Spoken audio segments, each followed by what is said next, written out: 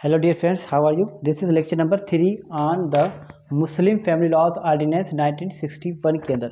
ये जो हमारी बेयर रीडिंग लेक्चर सीरीज चल रही थी, इसके अंदर लेक्चर नंबर 3 है। आज हम सेक्शन स्टार्ट जो कर रहे हैं वो सेक्शन 5 है। सेक्शन 5 के अंदर आज पढ़ेंगे रजिस्ट्रेशन ऑफ मैरिज, मतलब जो शादी होती है ना उसकी रजिस्ट्रेशन से मुतल्लिक आज जो हमारा सेक्शन है।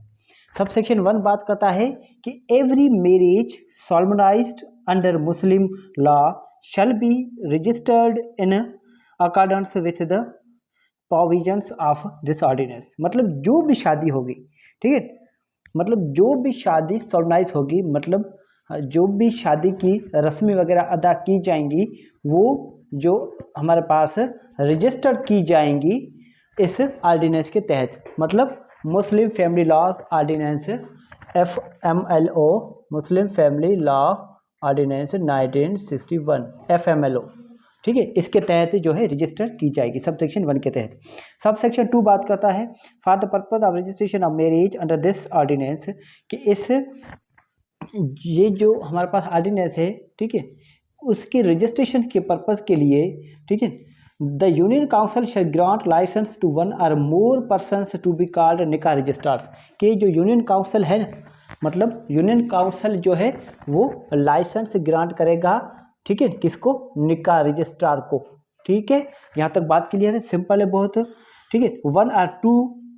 वन आर मोर पर्सन्स, ठीक है, मतलब एक टाउन के लिए एक या एक से ज़्यादा शख्स को, ठीक है, निकाह रजिस्ट्रार को लाइसेंस ग्रांट किया जाएगा कि आप जो है शादी करवाएं। ठीक है, to be called nikah registrars, जिसको निकाह रजिस्ट्रार्स कहा जाएगा।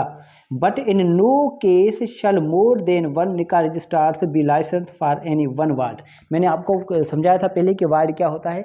एक टाउन के अंदर बहुत सारे वार्ड होते हैं, तो फिर यहाँ कहा गया है कि किसी एक वार्ड के लिए एक से ज़्यादा रजिस्ट्रार, निकाह रजिस्ट्रार को लाइसेंस ग्रांट नहीं किया जाएगा। यहाँ तक बात क्लियर है, वेरी सिंपल। ठीक है, सब सेक्शन 3 पर चले जाते हैं। सब सेक्शन 3 बात करता है एवरी मैरिज नॉट सोलमनाइज, ठीक है, बाय द निकाह रजिस्ट्रार, कि जो भी शादी की जा रही हैं जो कि निकाह रजिस्ट्रार ने रजिस्टर नहीं की है, ठीक है, मतलब निकाह रजिस्ट्रार ने सोलमनाइज नहीं की है, उसकी रस्में जो अदा की गई हैं ना वो निकाह रजिस्ट्रार ने नहीं की हैं। Shall for the purpose of registration under this ordinance be reported to him by the person who has solemnize such marriage. मतलब जिस शख्स ने वो शादी करवाई है ना, ठीक है, मतलब जो है शादी जो है वो सोलमनाइज निकाह रजिस्ट्रार से नहीं हुई, तो फिर जिस शख्स ने की है, ठीक है, आई बस में जिस भी शख्स ने, द पर्सन हु, यहाँ पर कोई भी शख्स, the person who solemnise such marriage, ठीक है, ये रिपोर्ट करेगा किसको? निकाह रजिस्ट्रार को, कि ये शादी तो मैंने करवा ली है। ठीक है, यहाँ तक बात क्लियर है। ठीक है, यहाँ तक बात क्लियर है। यहाँ तक बात क्लियर है तो उसके बाद चले जाते हैं सब सेक्शन 4 पर। सब सेक्शन 4 की बात करता है whoever contravenes the provisions of sub section 3। जो भी शख्स कंट्रोवेंट करता है सब सेक्शन 3 की, shall be punishable with simple imprisonment for a term which may extend to 3 months और with fine which may extend to 1000 rupees और विथ बोथ।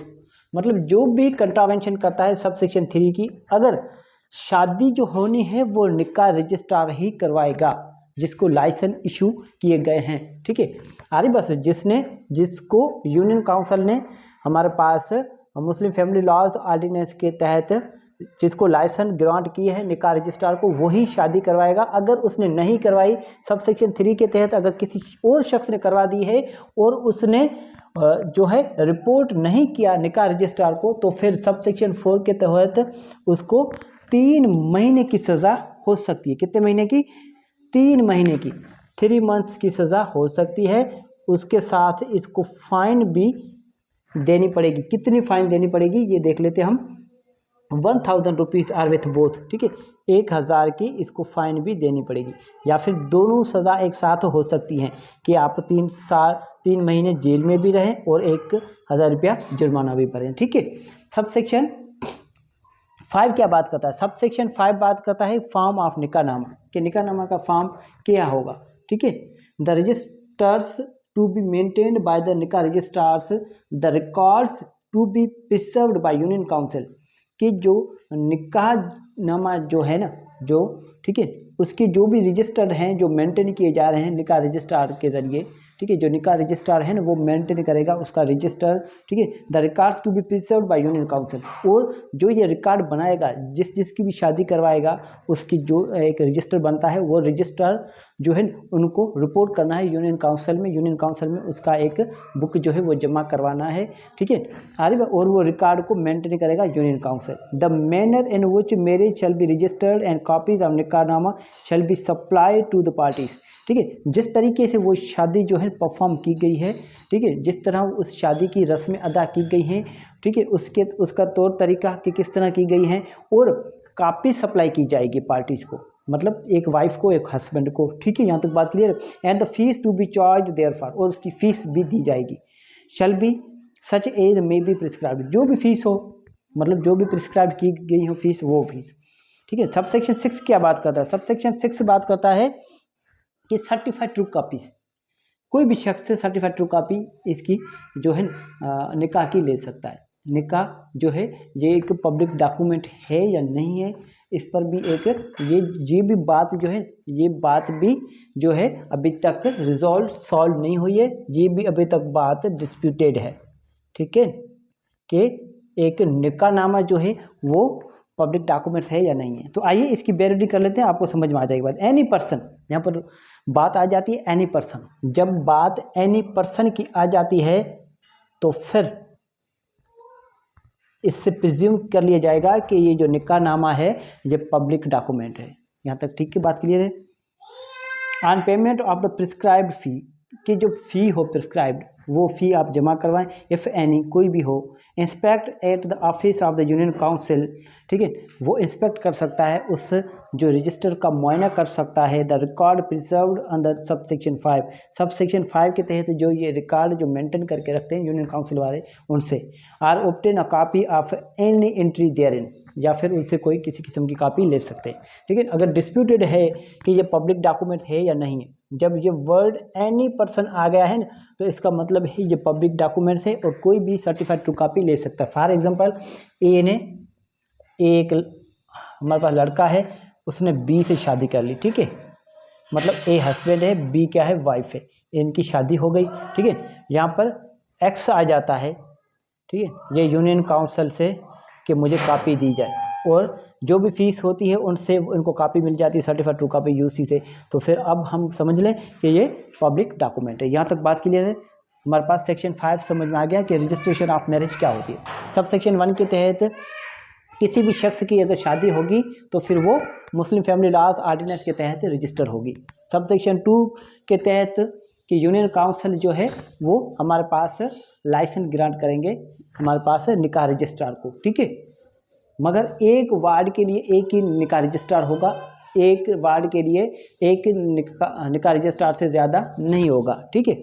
और सब सेक्शन 3 के तहत जो शादी निकाह रजिस्ट्रार ने नहीं करवाई, जो शादी किसी और ने करवाई है, तो फिर वो जिस शख्स ने शादी करवाई है वो निकाह रजिस्ट्रार को उसकी रिपोर्ट करेगा कि ये शादी मैंने करवा ली है, ठीक है।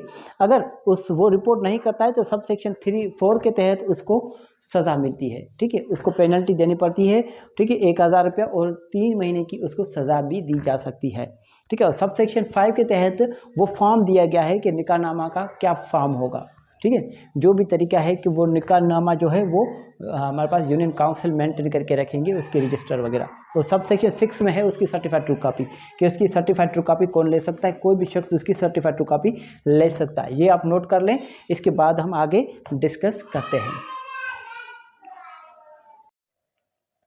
जी डियर्स, नोट कर लिया आपने।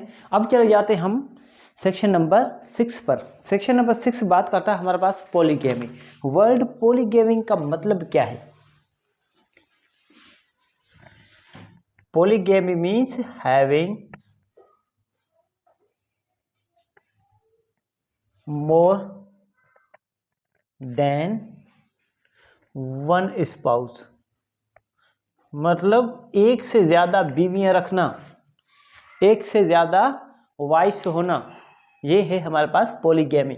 पॉलीगैमी का मतलब क्या है? मतलब 8 अ टाइम, एक ही वक्त, मगर शर्त यह है कि एट अ टाइम, पॉलीगैमी होगी एट अ टाइम, मतलब एक ही वक्त। मतलब फॉर एग्जांपल कोई ए है, ठीक है, उसकी बीवी है एन, उसकी बीवी है एम और उसकी बीवी है ओ, मतलब 3 बीवियां हैं एन एम ओ, ठीक है, ये हो गया पॉलीगैमी। तो आइए अब देख लेते हैं हम कि ये हमारे पास इसकी बेयर रीडिंग क्या बात करती है।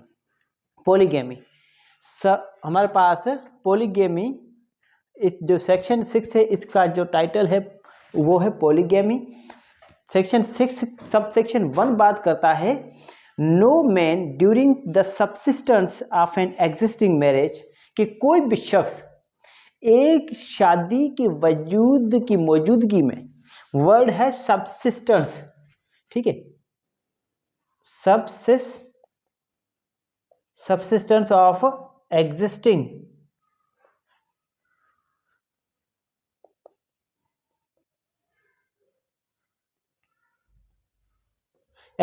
मैरिज।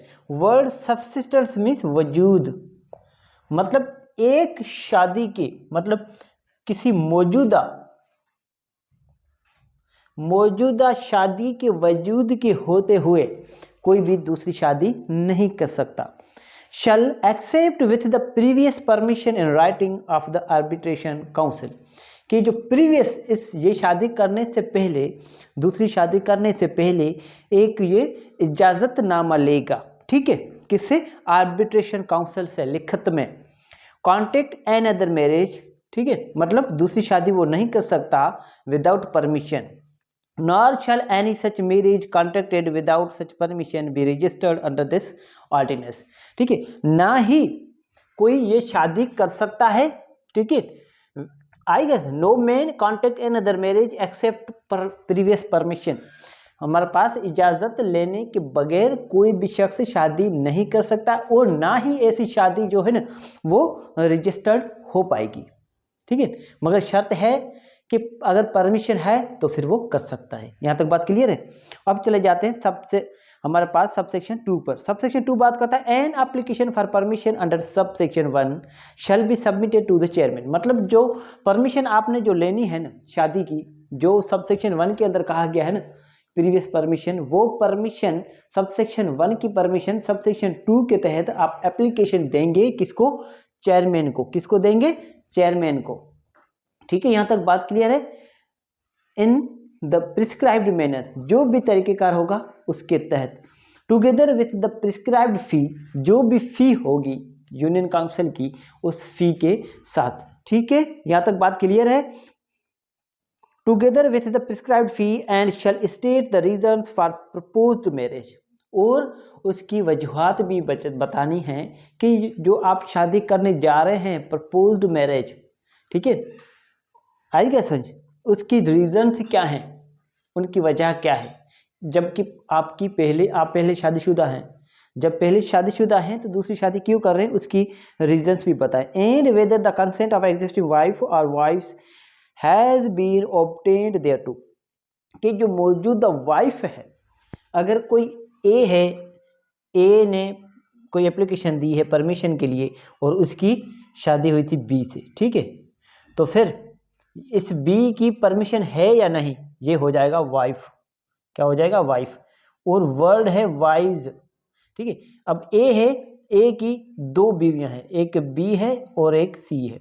अब दोनों बीवी की रजामंदी है या नहीं है, मतलब आगे कहा गया है कि अगर रजामंदी है तो फिर वो रजामंदी भी साथ में देनी है, ठीक है, यहां तक बात क्लियर है। अब चले जाते हैं सबसेक्शन 3 पर। सबसेक्शन 3 बात करता है on receipt of the application under subsection 2 the chairman shall ask the applicant and his existing wife or wives each to nominate a representative, कि जो एप्लीकेशन आई है, जो एप्लीकेंट ने एप्लीकेशन दी है, ठीक है, वो चेयरमैन जो है उस एप्लीकेंट को कहेगा कि आप अपना रिप्रेजेंटेटिव नॉमिनेट करें, और जो हमारे पास वाइफ हैं या वाइव्स हैं उनको भी कहा जाएगा कि आप भी अपने अपने रिप्रेजेंटेटिव नॉमिनेट करें, ठीक है।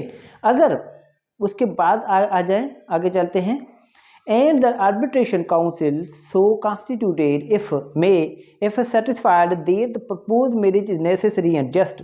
अगर जो आर्बिट्रेशन काउंसिल है, जो आर्बिट्रेशन काउंसिल जो बना है, अगर वो मुतमीन हो जाए, वो सेटिस्फाई हो जाए, ठीक है, कि जो प्रपोज मैरिज है वो ज़रूरी है, ठीक है, नेसेसरी है और ठीक है, मुनासिब है, तो फिर grant subject to such conditions, तो फिर वो कुछ शर्तों के बिना पर जो है वो परमिशन अलो कर देंगे, ग्रांट कर देंगे।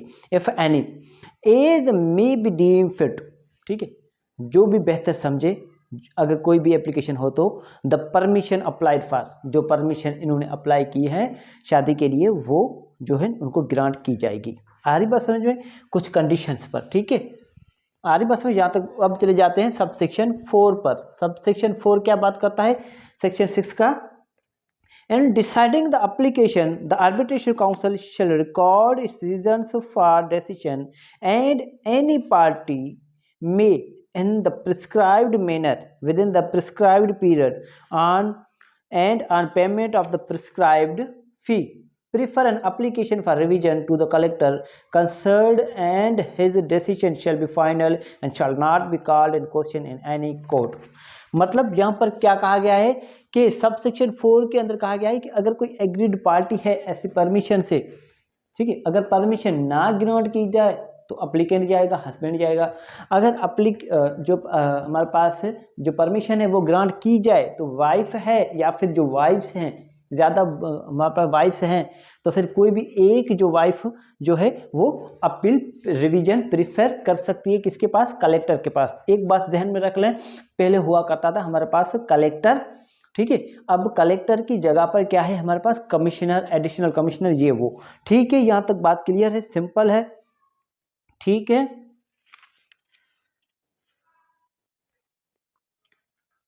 एनी पार्टी, ठीक है, एनी पार्टी मतलब कोई भी जा सकता है, हस्बैंड जाए या वाइफ जाए। हस्बैंड तब जाएगा जब उसको परमिशन ग्रांट नहीं होगी, और वाइफ कब जाएंगी, वाइफ तब जाएगी जब परमिशन ग्रांट की जाएगी और वो चाहती हैं कि ये परमिशन ना मिले, ठीक है। यहाँ तक बात क्लियर है, ठीक है।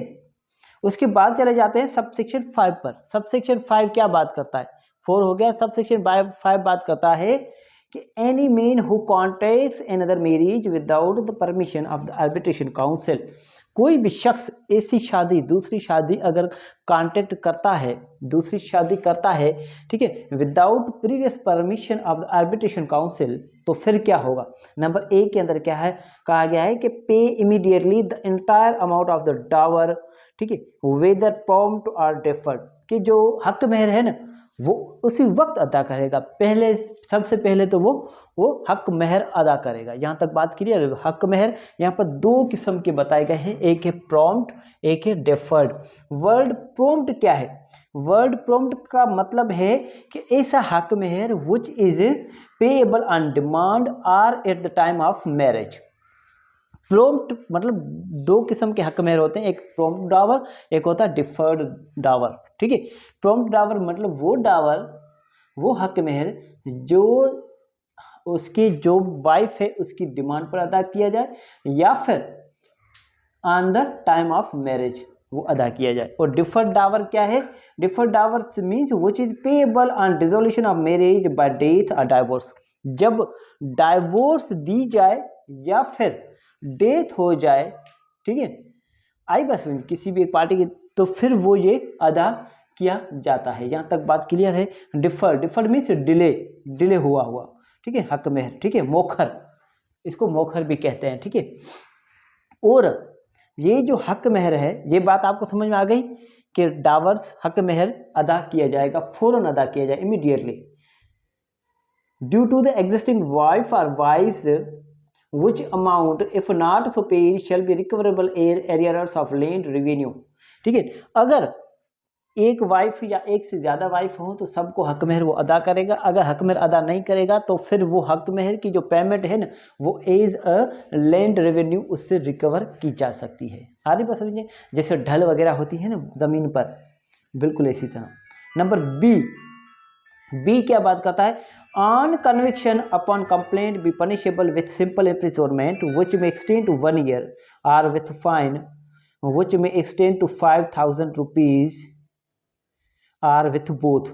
मतलब अगर वो नहीं देता है, हमारे पास क्या नहीं देता, हक महर नहीं देता, तो फिर उसको ये सज़ा दी जाएगी कि 1 साल की जेल भी उसको हो सकती है और 5,000 का जुर्माना भी उसको देना पड़ेगा। यहाँ तक बात क्लियर है। इसमें पंजाब की अमेंडमेंट आई है हमारे पास 8 मार्च 2015 को, कि हक महर जो 5,000 थे न, हमारे पास हक महर अदा ना करने पर जो जुर्माना था ना 5,000, वो 5,000 से 5 लाख कर दिया है। ठीक है, यहाँ तक बात क्लियर है। Very very simple.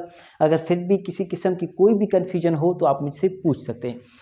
हमने हमारे पास जो लेक्चर नंबर 3 था उसके अंदर हमने जो है सेक्शन 6 तक डिस्कस कर लिया है। अब हम चलेंगे सेक्शन 7 की तरफ, तो वो अनदर लेक्चर के अंदर हम डिस्कस करेंगे।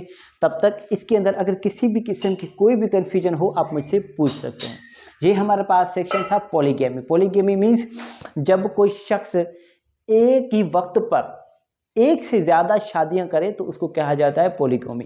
ठीक है, और जब एक शादी है किसी शख्स की, एक या एक से ज़्यादा पहले से शादीशुदा हैं, मतलब एक वाइफ है या एक से ज़्यादा वाइफ है और फिर वो दूसरी शादी करना चाहते हैं, ठीक है, तो फिर उसको परमिशन लेनी होती है। आ रही बात समझ में?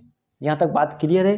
ये आप नोट कर लें, इसके बाद हम अलग से लेक्चर डिस्कस करेंगे।